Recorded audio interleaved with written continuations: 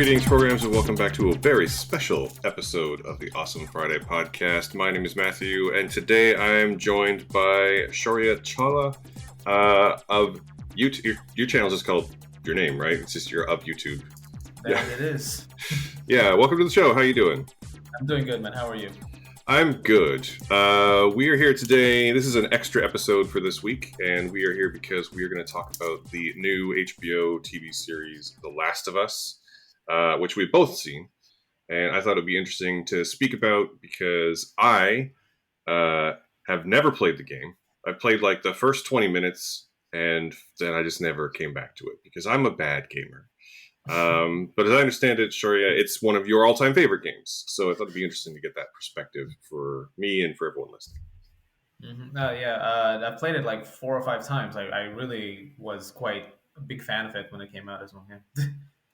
Yeah. And I think what we're going to do is this episode is going to drop right after episode 1 is released. So we're going to talk a little bit about the whole series, and then we're going to talk a little bit more in depth about episode 1. So to start, for those of you unaware, The Last of Us is a series that takes place 20 years after an apocalyptic fungal outbreak decimates humanity, and a man named Joel, who's played by Pedro Pascal, has to get a teenager named Ellie, who's played by Bella Ramsey, across the country full of infected people because she's immune, and they could potentially make a cure from her blood. And that's pretty much the whole setup of the show, is these two people going across the country and fighting back against infected and also, the ennui of the apocalypse. What did you just as a very general thing, what did you think about the series as a fan of the game? As a fan of the game, my biggest worry at first was like when you have to capture the story. Here's what's most important: the games function on Joel and Ellie, and if you don't get that relationship, I feel like you're going to lose everything else when it comes to the show. And I think the one thing that they nailed absolutely was that connection, which is why I ended up loving most of the show. And in fact, have gone back to some episodes since even my review. And I think I love it even more now. I think it's a fantastic adaptation that does the game justice, brings in all the great characters. It captures certain sequences of the game, which I didn't think was possible in live action, certain set pieces. It then doubles down on a little bit, which we'll talk about in a second. I'm just really, really happy with this show. Yeah, it's an HBO show, and they are famous for putting their money where their mouth is and having a lot of money to do that with. So I would agree. I think it's an early contender for one of the best series of the year. And I don't say that lightly as a person who watches just a lot of stuff. And I would go so far as to say this might be the best video game adaptation of all time. And I know that's kind of a low bar to clear, really. Or at least the reputation is there that it's a low bar to clear. But it clears it by just a country mile. Like it's not just, so many video game adaptations fall into the trap of trying to just recreate the game, or just changing everything entirely. And this one does a really good job of adapting the story to this medium of television. Mm-hmm. You think that's fair?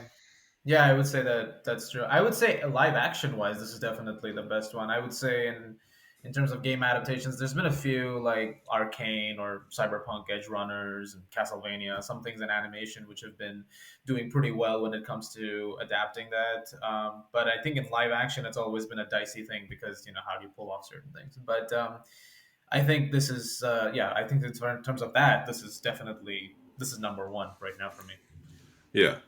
What would you, just out of curiosity, what would you think before this? What do you think your favorite live action video game adaptation was? Before this? Yeah, because I know what mine is, and mine is pretty dumb, so. Mine would probably have to be Sonic 2, honestly. Really? Yeah. I haven't seen Sonic 2. Is it really actually good? I mean, I enjoyed it, but like, it's the one that I can think of out the gate. I was like, oh, that was fun. That was enjoyable. They did good there.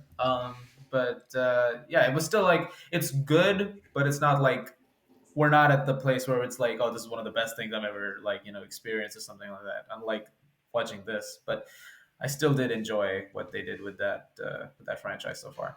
Nice, because for me, it's definitely the Dwayne Johnson movie Rampage, Uh, which is kind of a cheat because that game has no plot. It's just giant mhm, monsters destroying things. right. And I'm a sucker for kaiju movies, so like that. I don't know if that's a good movie, but like it's a lot of fun and has a couple of really great line reads from the people who are in it. Um, Mhm. and giant monsters destroying buildings and fighting each other and speaking sign language, and it's There you go. yeah. Um, so speaking about the series as a whole, we've both seen all 9 episodes. Um, and one thing I really appreciate is that each episode is exactly as long as it needs to be. They're not sticking to necessarily a standard like 45 or 55-minute runtime. The first episode, which probably most people listening have already watched, is about almost an hour and a half. There's other ones that are only about 40 minutes. There's a couple other ones that are over long. And I really appreciate the care that they've taken in that way to, again, to adapt the story. But are there any? So again, I haven't played the game. I know what happens in the game. I've read the plot synopsis because I've needed to talk about it in the past. There are a couple of changes, and without going into too much spoilery detail, are any of them deal breakers for you?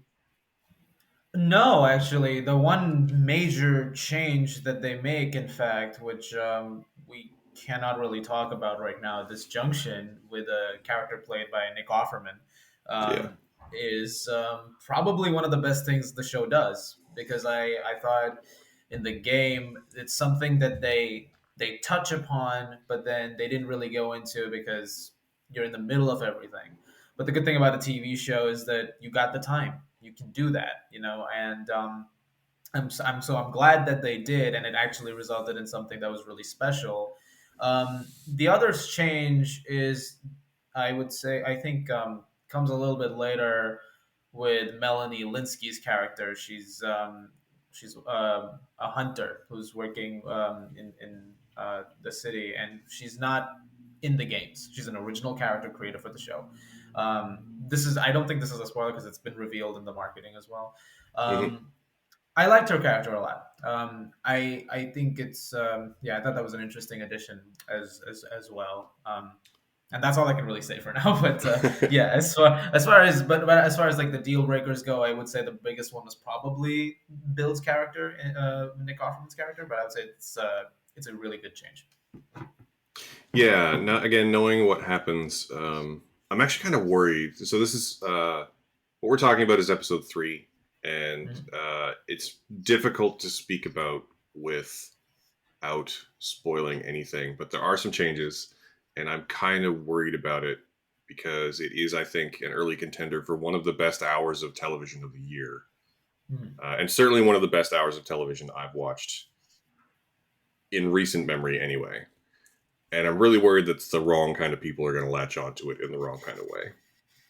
I mean, at this point in time, the Last of Us fan base, especially after Part Two came out, is a very divisive one. Yeah, and there's all kinds of opinions all over the place. At this point, I'm looking for, and I think everyone should look for the constructive comments.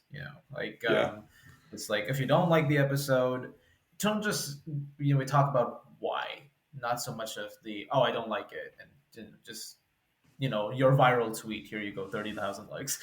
yeah, So, yeah. And I have seen. I've spoken to one person who I know has seen it, and uh, again, it's hard to talk about without spoiling. But they do talk about how it does kind of maybe disrupt the flow a little bit, but that does not bother me at all. And I'm mhm. getting very close to saying things that maybe I shouldn't, but yeah, it's tough. It's tough. But just be aware, in my opinion, episode 3 is I think it's my favorite episode of the whole show, and it's easily one of the best episodes of TV. I mean, at least in the last 6 months that I can easily remember. Mhm. Yeah. Um, but the ending is basically the same, right? Like the way it plays out toward the end is. I mean, if you play the game, you know what's going to happen, right? Like there's no other major like plot wise changes. No, I would say the core components of the story of the game. You pretty much do get that. But I think I think most people who will watch the show will probably know that. Like going in, like especially with episode one, there's a certain couple of things that happen, and you're like, if you've played the games, you know what's going to happen. But Yeah.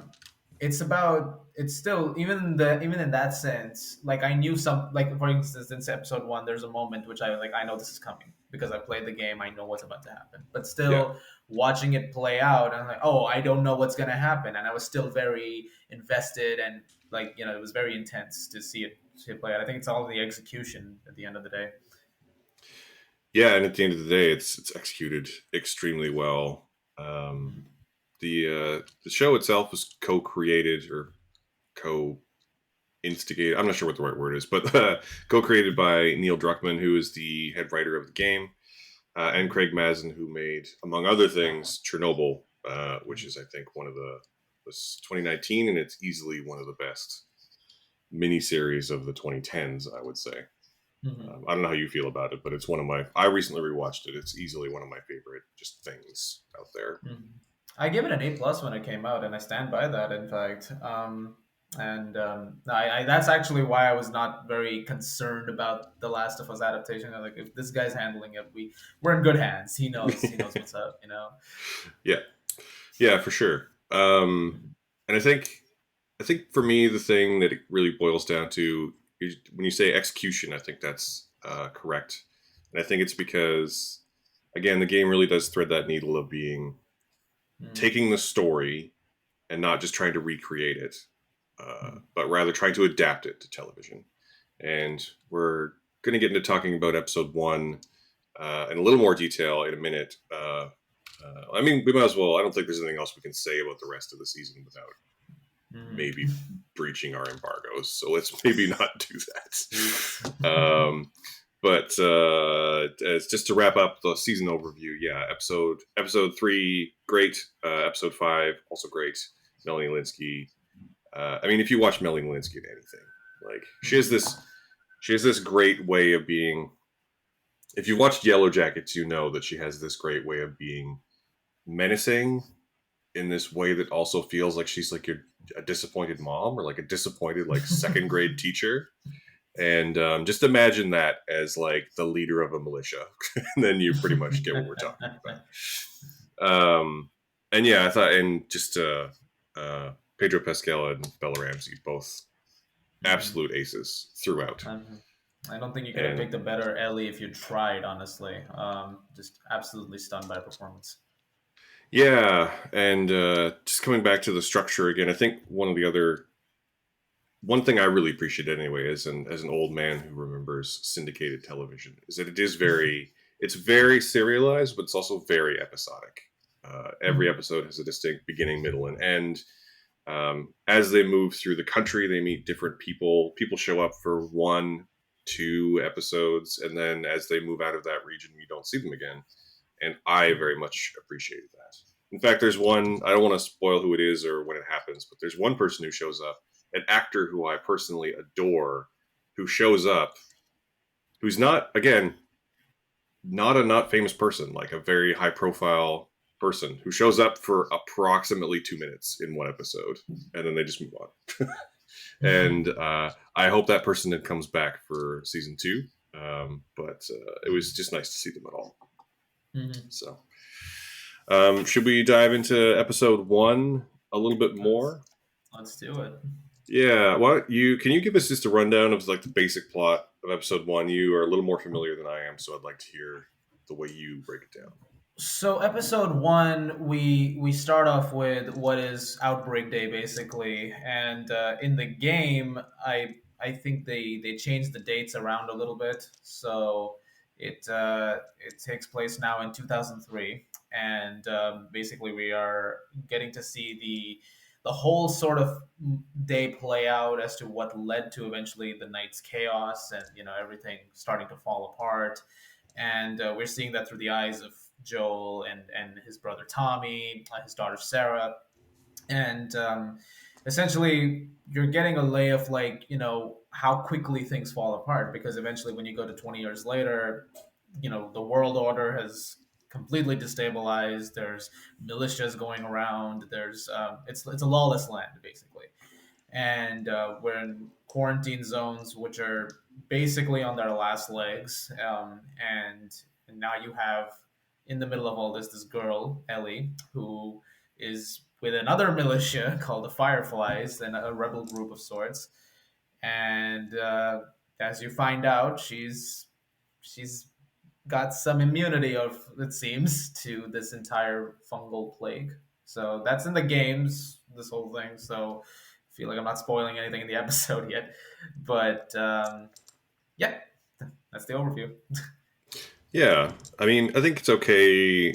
I'm just going to warn, so anyone who's listening, I think we're going to talk about episode one Mhm. in a little more detail. So there will be probably, definitely a few spoilers here. So if you haven't watched yet, hit pause, go watch, come back.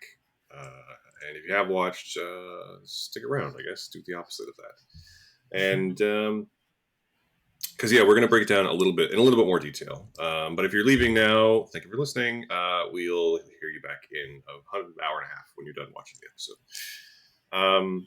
Yeah, I really like every episode of this series. Interestingly enough, I think episode one for me might actually be the weakest episode.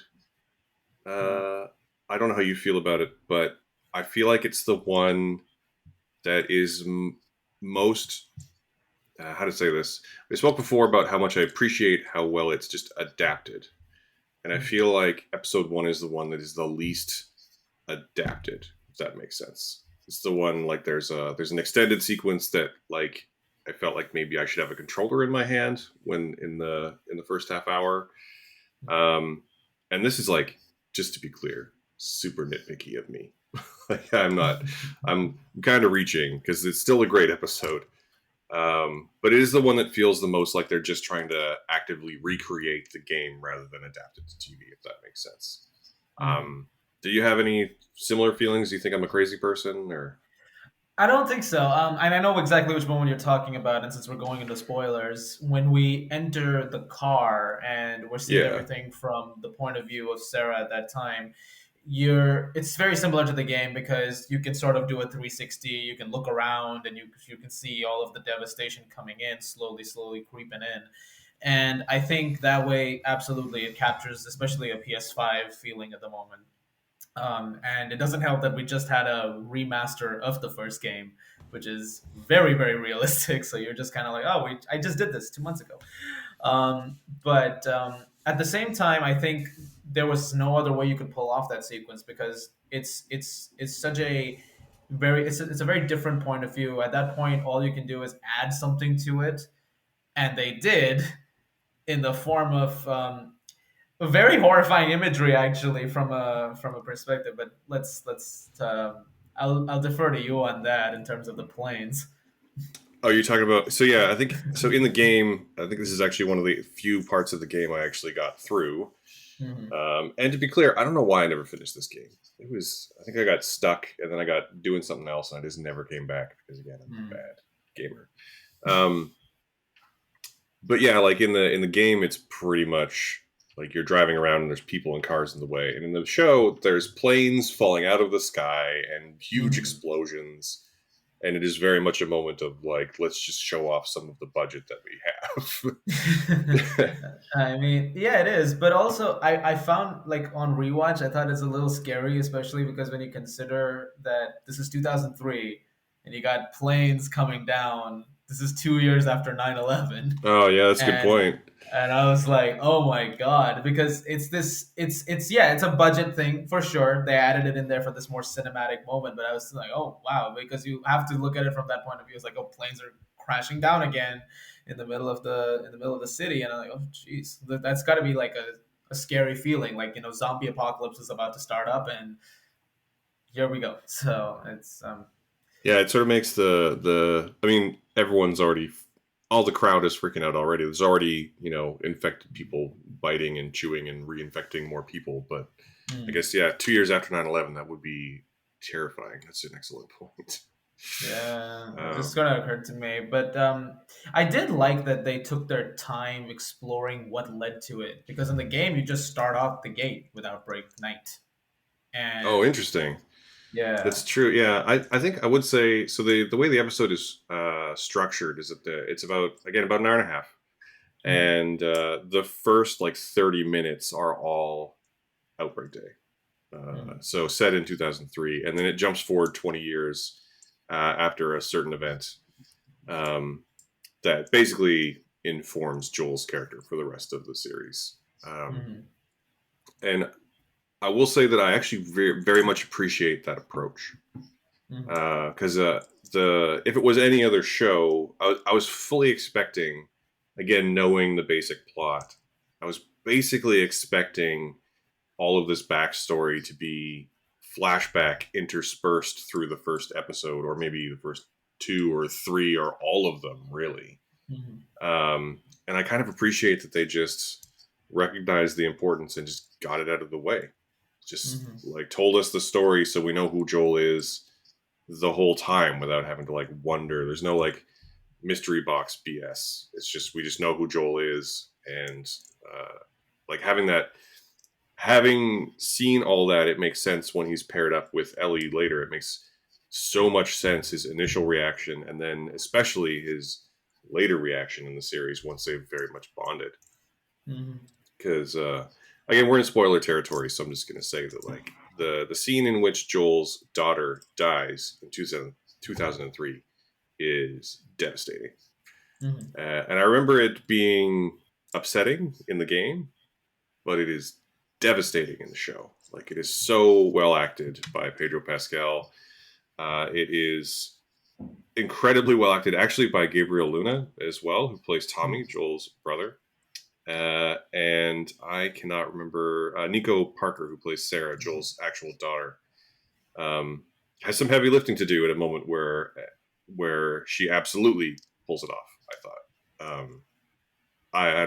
How do you feel as someone who has played it for like 4 or 5 times? Like better, worse, the same? How do you feel? First of all, I think Nico Parker is fantastic in the show as Sarah. I thought she did really well. But yeah, I think this is like so what I was referring to is like you knew what was going to happen when you've Yeah. played the game, So it's not like you can. It's not like you're going to see something totally unexpected. You know it's going to happen because that's what's going to lead to the Joel Ellie dynamic that becomes the crux of the game. But I think it was still even in that point, watching the episode and watching that whole scene play out. It's like oh man, you still don't want this to happen. It's still gonna happen, and it's gonna be devastating, and it hurts every single time because what there's it's a great pain, losing your child and having to Hmm. outlive them. So I think the show captured that very tragically, and Pedro Pascal in that moment is brilliant acting from him as well. It's heartbreaking stuff. Yeah. He's very much in the running for America's basically being America's dad at this point.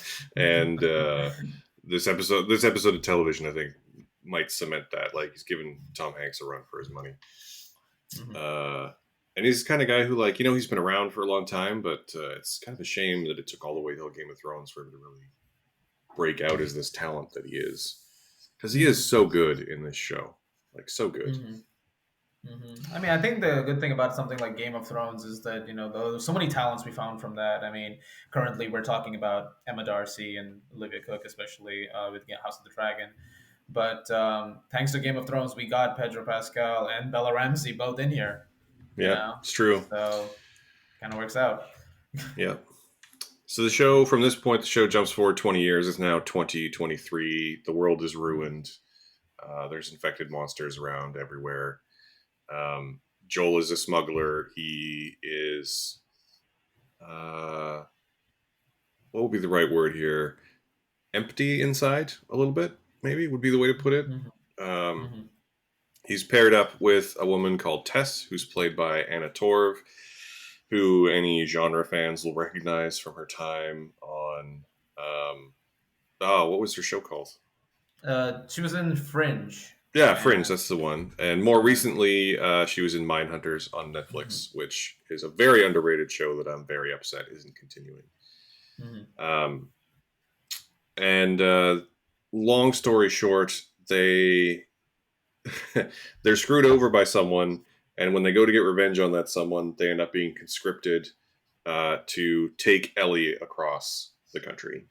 And Ellie, who's in the custody of the Fireflies, is immune, and she's fiery and foul mouthed and kind of wonderful. And it's a really great, I think, a really great interpretation of someone who grew up in a ruined world. Who mhm, is interestingly, I think Bella Ramsey was a great choice for this because like the two things I've really seen them in are this and Game of Thrones. And in both of those things, they play characters who were forced to be adults well before they should have mhm, been. mhm, And this version is a lot more foul mouthed, but it's an interesting sort of thread that ties those two characters together. Um, mhm, and yeah, I think the way they meet, and then as they go outside, Joel and Tess eventually figure out that she's immune. We don't get a resolution to that at the end of episode one. They just realize she's infected, um, and the episode that's where the episode sort of ends. Is they've gone outside of the QZ of the quarantine zone, and mhm, they know she's infected, but she doesn't appear to be sick. mhm, And there's a nice moment where there's like a radio code that's explained that like different types of music coming on the radio mean different things, and that 80s music means mhm, bad things are happening. And as the episode ends, the radio turns on and an 80s song starts playing. And mhm, it's sort of a I thought that was a really wonderful coda to the episode, like a really great way to set the tone for the rest of the series, really. mhm. Thoughts? No, the song especially, which was a great choice. It was "Never Let Me Down Again," Depeche Mode, and Oh yeah, I it's thought such a that good was song. a great needle drop, 80s absolute banger. And I really like the fact that that's 80 means trouble. That was the code, Yeah. and that was really well done. But going back to one thing that I do think is so crazy about Bella Ramsey's portrayal of Ellie is that they were told not to play the game before shooting. Oh, And interesting. I so, didn't hear that. so apparently Neil Druckmann and Craig Mazin, they were like, no, no, don't play the game because, we want to try and get a portrayal of Ellie from you, which is different from Ashley Johnson in the games.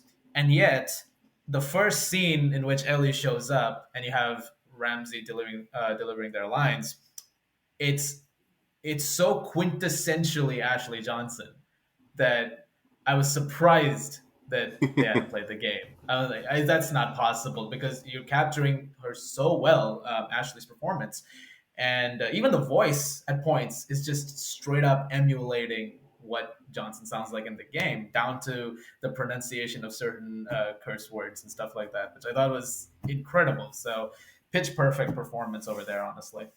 hmm Yeah, I think we've already talked about how good Pedro Pascal is. To Hmm. me, and like again, I watched Game of Thrones. I knew they were going to be good, but Bella Ramsey's like a revelation to me in this. Hmm. They are so good. They're so the characterization of this person who again is being forced to be adult in situations where they should never have to be, um, and managing to thread that line of being still like a kid, basically pretending to be an adult, is so well executed. Um, Hmm. I hope they go on to be like a huge star based on this Hmm. because it's an amazing performance. Hmm. Yeah. Anything else you want to touch on from episode one? Let's see. Oh yeah, they changed a couple of things, like small things, which was like the motive. Like Joel's looking for Tommy in the show, and he's trying to find a battery to hook up to a car so that he can drive over. In the games, they're smuggling guns, Joel and Tess, and their dealer kind of messes up, and that's a guy named Robert who's in the show as well. There's a whole shootout in the game, which they did not do here. Oh. And there's a whole thing that goes down, but it does eventually lead to the same thing, which is you find Marlene, played by the same actress from the games, by the way, Marl Dandridge, Hmm. and she's shot in both instances, and she can't take Ellie over to the facility where the Fireflies can work on a cure. So it eventually leads to the same conclusion. But I think it's funny because I was talking to someone else who played the games, and I said, "Oh, I think did we miss the entire shootout with Robert?" Yeah, we did. I said, "Oh yeah, there's a whole chase where you go run across offices and stuff like that. You take out his entire militia, like one by one." And they didn't do that. But that's not like a bad thing. I remember there was a whole conversation about it, the action being toned down. I was like, no, well, that's fine. The characters at the end are what make The Last of Us. So as long as you're Yeah. supposed to nail that first, but when the action kicks in here, it's 11. It's good stuff. Yeah, I totally forgotten about that run and gun sequence. Hmm. And I sort of liked that in the episode, they get to where they're going to find Robert, and they find the Hmm. fireflies and a bunch of dead bodies. I thought that's actually a really clever way to adapt that, actually, just to Hmm. because I don't think, like, I think when the trap another trap that a lot of video game adaptations fall into is that they try to adapt every sort of like key game moments, and I think that this series, again, from what I understand from, again, reading, because I didn't finish playing it, but it seems to do a really good job of recognizing like which ones are actually the key moments and not adapting every single one. Hmm. And this would be a great example of that. Hmm. Um, and yeah, it's tough to speak anymore about the Fireflies because we don't really learn too much more about them until the next couple of episodes. Hmm. But yeah, Marlene Dandridge is, like, Marlene is, I think, a great character as well. She gets fleshed out later in the series, but she's already pretty badass in episode one. I think it takes a while for you to really get to know. I mean, if I think part two is where you get a more layered look into certain things with Marlene. But well, I mean, I'm curious to see how they're going to handle that part. But because that's actually the part where things get very controversial with the fan base.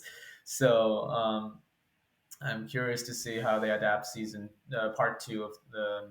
But I think the one good thing is with this show is that you have the knowledge of both games, so you Hmm. can sort of work off of both of them to create a character. Someone who's a more well-rounded character. So, Yeah, um, yeah, I think they did good so far. yeah. Well, yeah, it's. I think I don't really have anything else to go on. Anything else you want to touch on at all? Because that's all I got, pretty much got at this point. No, pretty much done. Oh, we didn't talk about the opening with the in the '60s with the interview. Oh yeah, actually, the first scene of the show too. I remember thinking Yeah. as I rewatched it yesterday. I remember thinking, like, we should talk about this because, like, I actually really like that scene. Hmm. Yeah. Do you want to break it down for us? No, so basically, it's a TV interview with I think that's the actor from The Mummy, right? Is that him? Yeah, Um, yeah, oh my um, god, yeah. He's so good. yeah, and he's essentially talking about cordyceps and the fungal outbreak and what can happen. And again, it just adds. It feels like it came from the guy who made Chernobyl, the show. Like it just, you know. Yeah, that's a good way to put it. Yeah. Yeah, in the TV interview, it's John Hannah, who's, again, from The Mhm. Mummy, and Christopher Heyerdahl, who, if you've watched any genre TV in the past, like, 15 years, you've seen him in something, Mhm. playing this pair of scientists talking, and it's set in like 1968, and they're talking. Heyerdahl's talking about like a potential viral pandemic, and John Hannah's character is basically like, nope, that's we'll be fine. As a race, we'll be fine unless this fungus thing happens. Uh, Mhm. and the way he, like, he's a little bit older now, and the way he delivers his lines is this sort of like, well, I'm an academic, and this is what's going to happen, and there's nothing I can do about it. So we're all going to die. It's pretty great. I thought, anyway. No, I thought it was a great opening. And again, it just and going with the tendencies of like the fact that Craig Mazin worked on Chernobyl, it's like when it comes to capturing the disaster moment itself, he did really well with putting you in that moment, between the 60s and then outbreak day. Like I think it's very similar that way to the first episode of Chernobyl, where you see the disaster in the first episode. That's what you get the whole meltdown. No, I think it's really. I'm just excited for more people to see it because there's so much more to talk about in future episodes, and can't go into that right now. But I think this is a very, very great start to the show. Yeah, and I agree, and I don't want to talk too much more because I feel like I'm gonna say something I shouldn't say. But because again, like there's so much more to talk about in the future. You're right. As the show goes on. Well, so let's wrap it up there. Episode 1 of The Last of Us is great, and if you've watched it, let us know what you thought. You can hit me up on Twitter at SmatthewAF or the show up at AwesomeFridayCA. And Shaurya, you're just at Shaurya Chawla, right? Yes, on the Twitter. On where else can people find you? You can also find me on YouTube under the exact same handle, and you can watch my review of The Last of Us Season 1. You can come on over and talk. Yep, that'll be linked in the show notes for sure. I don't know if we're going to be doing any further episodes on the show, but if we don't, just watch it. It's so good.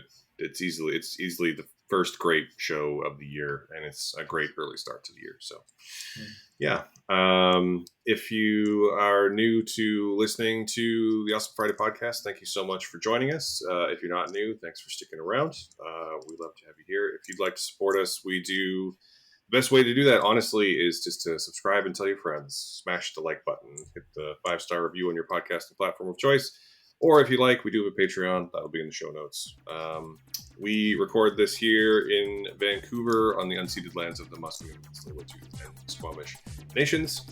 And thank you so much to Shaurya for joining me today. It was great to have you on the show and to speak to you in real life for a change instead of just on Twitter. And that is it. Thank you so much for listening and joining us on this Awesome Friday.